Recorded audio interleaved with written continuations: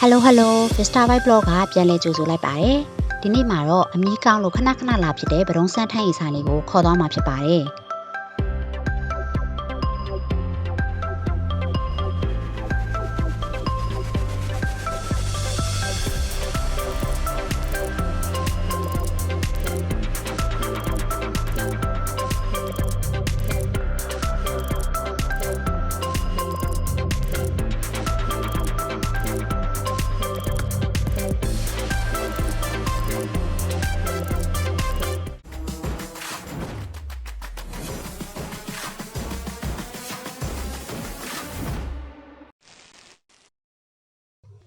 ဒီထန်းရီဆိုင်လေးကထန်းရီနဲ့မြီးလို့ကောင်းတဲ့မီနူးတွေစုံစုံလင်လင်ရှိလို့ထန်းရီနဲ့အမြီးကောင်းကြိုက်သူတွေရွေးချယ်နိုင်မယ့်နေရာလေးတစ်ခုပါ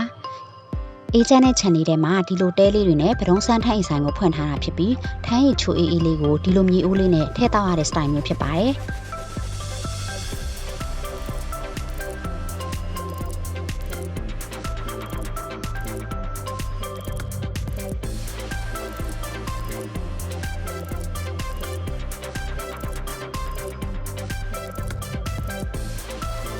ကိုရီကတော့သွားတိုင်းမစားမဖြစ်ဟင်းနေရတွေကိုဒီလိုမှယူခဲ့ကြပါတယ်။ကဲဒါကတော့အမှန်ကားရည်ကြက်ဘူးဖြစ်ပါတယ်။ကြက်ဘူးအရင်ကောက်လို့ထပ်မှာတာပေါ့နော်။ဒါကငရှင်း6သက်ရိုးစာကကြတော့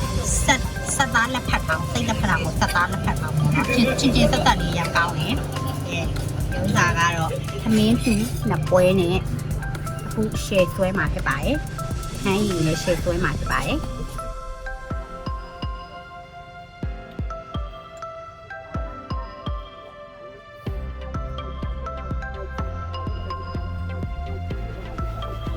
အမီးလေးတွေကထောင်ကျော်လောက်ပဲရှိလို့အမီးများနဲ့ share ဝိုင်းနိုင်ပါတယ်တပွဲဆိုတပွဲ